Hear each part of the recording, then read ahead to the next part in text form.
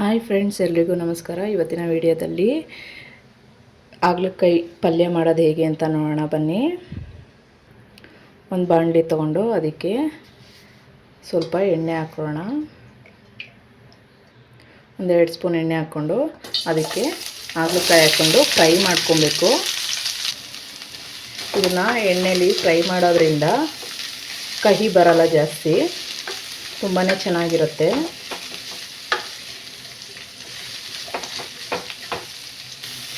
ನೋಡಿ, ಇದನ್ನು ನಾನು ಈ ರೀತಿ ಹಚ್ಕೊಂಡಿದ್ದೀನಿ. ನೀವು ಯಾವ ರೀತಿ ಬೇಕೋ ಆ ರೀತಿ ಕಟ್ ಮಾಡ್ಕೊಬೋದು. ಸಣ್ಣಗೆ ಬೇಕಾದರೂ ಕಟ್ ಮಾಡ್ಕೊಬೋದು. ನೋಡಿ, ಇಷ್ಟು ಫ್ರೈ ಆದ ನಂತರ ಇದನ್ನು ಒಂದು ಪಾತ್ರೆಗೆ ತೆಗೆದಿಟ್ಕೊಳ್ಳೋಣ. ತೆಗೆದಿಟ್ಕೊಂಡು ಮತ್ತೆ ಒಗ್ಗರಣೆ ಮಾಡ್ಕೊಳ್ಳೋಣ ಬನ್ನಿ. ನೋಡಿ, ಇದೇ ಬಾಣಲಿಗೆ ಸ್ವಲ್ಪ 1-2 ಸ್ಪೂನ್ ಎಣ್ಣೆ ಹಾಕ್ಕೊಂಡು ಸಾಸಿವೆ, ಸ್ವಲ್ಪ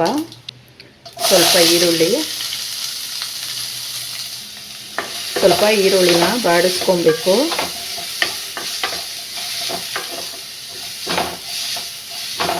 ಸ್ವಲ್ಪ ಗೋಲ್ಡನ್ ಬ್ರೌನ್ ಬರೋವರೆಗೂ ಬಾಡಿಸ್ಕೊಬೇಕು. 1-2 ಮೆಣಸಿನ್ಕಾಯಿ, ಸ್ವಲ್ಪ ಕರಿಬೇವು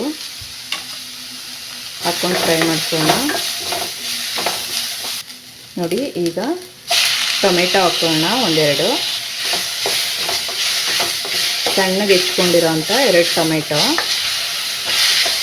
ನಾನು ಅರ್ಧ kg ಮಾಡ್ಕೊತಾ ಇರೋದ್ರಿಂದ 2 ಹಾಕ್ಕೊಂಡಿದ್ದೀನಿ. ನಿಮ್ಗೆ ಎಷ್ಟು ಬೇಕೋ ಅಷ್ಟು ಹಾಕ್ಕೊಂಡು ನೀವು ಮಾಡ್ಕೊಳ್ಳಿ, ನಿಮ್ಮ ಕ್ವಾಂಟಿಟಿ ನೋಡಿಕೊಂಡು.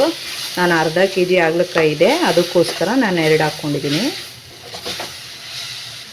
ನೋಡಿ, ನಾನು ಇದಕ್ಕೆ ಸ್ವಲ್ಪ ಉಪ್ಪು ಹಾಕ್ಕೊತಿದ್ದೀನಿ.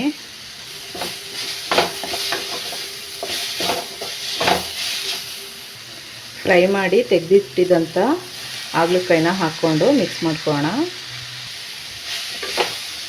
ನೋಡಿ, ಈ ರೀತಿ ಮಾಡ್ಕೊಳ್ಳಿ, ತುಂಬಾ ಚೆನ್ನಾಗಿರುತ್ತೆ. ಸ್ವಲ್ಪನೂ ಕೈ ಬರಲ್ಲ, ಹೆಲ್ತ್ಗೂ ಒಳ್ಳೆಯದು ಹಾಗಲಕಾಯಿ. ನಾನು ಇದಕ್ಕೆ ಸ್ವಲ್ಪ ಹುಣಸೆ ಹಣ್ಣಿನ ರಸ ಹಾಕ್ಕೊತಾ ಇದ್ದೀನಿ. ಹಾಕ್ಕೊಂಡು ಫ್ರೈ ಮಾಡ್ಕೊಳ್ಳೋಣ ಸ್ವಲ್ಪ 1-2 ನಿಮಿಷ.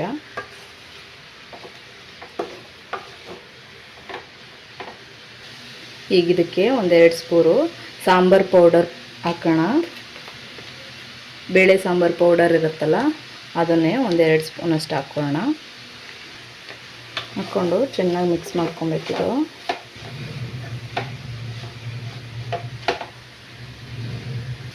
ನೋಡಿ, ಇದಕ್ಕೆ ಸ್ವಲ್ಪ ನೀರು ಹಾಕ್ಕೊಂಡು ಒಂದು 10 ನಿಮಿಷ ಬೇಯಿಸ್ಕೊಳ್ಳೋಣ.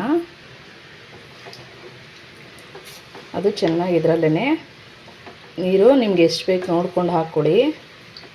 ನಿಮಗೆ ಎಷ್ಟು ಗ್ರೇವಿ ಬೇಕು ಅದು ನೋಡಿಕೊಂಡು ಪಲ್ಯ ನಿಮ್ಗೆ ಯಾವ ಅದಕ್ಕೆ ಬೇಕೋ ಆ ರೀತಿ ಮಾಡ್ಕೊಳ್ಳಿ. ನಾನಿಲ್ಲಿ ಸ್ವಲ್ಪ ಹಾಕ್ಕೊಂಡಿದ್ದೀನಿ ನೀರು, ಅದು ಕುಕ್ ಆಗಬೇಕಲ್ವ, ಅದಕ್ಕೋಸ್ಕರ. ಈಗ ಇದಕ್ಕೆ ಉಪ್ಪು ಹಾಕ್ಕೊಳ್ಳೋಣ. ಉಪ್ಪು ಹಾಕ್ಕೊಂಡು ಲಿಡ್ ಮುಚ್ಚಿ ಕ್ಲೋಸ್ ಮಾಡಿ ಒಂದು 10 ನಿಮಿಷ ಬೇಯಿಸ್ಕೊಳ್ಳೋಣ. ನೋಡಿ, ಈಗ ಇದು ಕುಕ್ ಆಗಿದೆ.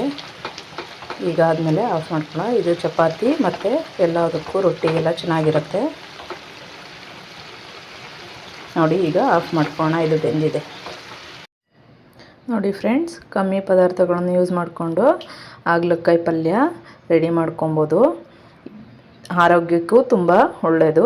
ಚಪಾತಿ ಜೊತೆ ತುಂಬಾ ಚೆನ್ನಾಗಿರುತ್ತೆ, ರೊಟ್ಟಿಗೂ ಚೆನ್ನಾಗಿರುತ್ತೆ. ನೋಡಿ, ನಾವು ಮಾಡಿರೋ ಹಾಗಲಕಾಯಿ ಪಲ್ಯ ಇಷ್ಟವಾದರೆ ಶೇರ್ ಮಾಡಿ, ಕಮೆಂಟ್ ಮಾಡಿ. Thank you friends.